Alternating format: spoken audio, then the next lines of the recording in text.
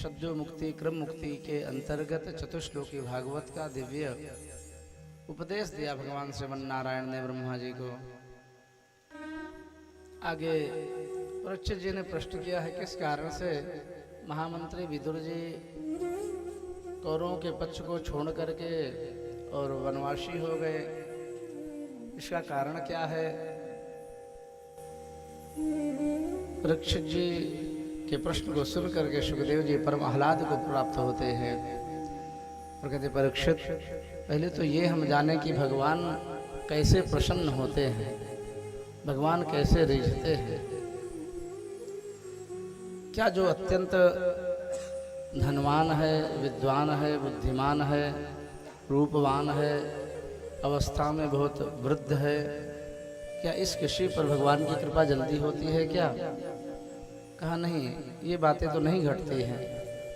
यदि अत्यंत वृद्ध पर ही भगवान रिझते तो छोटे से बच्चे ध्रुव पर प्रहलाद पर कैसे कृपा हो जाती। अत्यंत विद्वान पर भगवान प्रसन्न होते तो विद्या गजेंद्रस्य का, गजेंद्र कौन पढ़ा लिखा था, पशु योनि है उसके। कुब्जाया किम नाम रूपम अधिकम किम तत् सुदामनो धनम। सुदामा जी तो बेचारे निर्धन थे, उनके पास धन कहाँ था, कुब्जा कहाँ रूपवती थी, व्याध कौन बहुत बड़ा आचरण करने वाला था। तो क्या फिर भगवान कैसे प्रसन्न होते हैं। तो एक ही श्लोक में कहते हैं, संतों ने कहे हैं, भक्त्या तुष्यति केवलम परमया भक्ति प्रियो माधवः। भगवान एकमात्र भक्ति के द्वारा ही प्रसन्न होते हैं। यहाँ पर आचार्य जी अगरबत्ती जल रही, क्या कहें, धुआं आ रहा है बार, अगरबत्ती हटा दीजिए, बाहर कर दीजिए। और इस प्रकार से सज्जनों, आज परीक्षित जी जानना चाहें किस कारण से परम परमात्मा श्रीमन नारायण श्री कृष्ण विदुरानी के यहाँ जाकर के केले के छिलके खाएं, इस प्रसंग को जानना चाहते हैं। तो सुखदेव जी कहते, हे राजर्षि परीक्षित, यदा सभायां कुरुदेव देव्याः केशाभिमर्शं सुतगर्ह्यकर्मम्। जब दूत क्रीड़ा के कुप्रसंग में कौरवों के द्वारा बहुत बड़ा पांडवों के साथ अत्याचार हुआ, यहाँ तक कि आतताई दुर्योधन दुशासन ने कुरु की बहू द्रौपदी की इज्जत को तार तार करने की ठानी और भरी सभा में नग्न करने के लिए कुचेष्टाएं की हैं।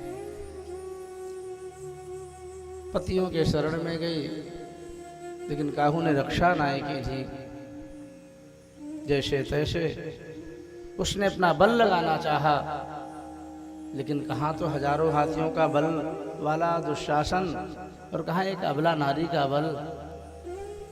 उसने देखा कि हमारा बल भी काम नहीं करेगा, तब भगवान श्री कृष्ण की शरण में गई हैं। गोविंद वस्त्रावतार लेकर के और शरण में आई हुई द्रुपदजा की रक्षा किए हैं, लाज बचाए हैं। उसी समय भीमसेन ने प्रतिज्ञा की दी है, जिस पापी दुर्योधन दुशासन ने द्रौपदी के प्रति ऐसा व्यवहार किया है, मैं प्रतिज्ञा करता हूँ महाभारत के भयंकर युद्ध में जब तक मैंने उसके उरु को खंड न कर दिया, छाती को फाड़ करके रक्तपान न किया, मैं कुंती का पुत्र नहीं। इस प्रकार से जैसे तैसे सभा विसर्जित हुई है। गांधारी आकर के डांटी है पुत्रों को। द्रौपदी की प्रसन्नता के लिए महाभारत के अनुसार वरदान दिया है दो। द्रौपदी ने हारे हुए अपने पति और पतियों के अस्त्रों को मांगे थे गांधारी से वरदान के रूप में। अब नियमानुसार 12 वर्ष का वनवास और 1 वर्ष का ज्ञातवास तो बचा ही हुआ ही था। उसको भोगने के लिए बेचारे पांडव दर दर भटक रहे हैं।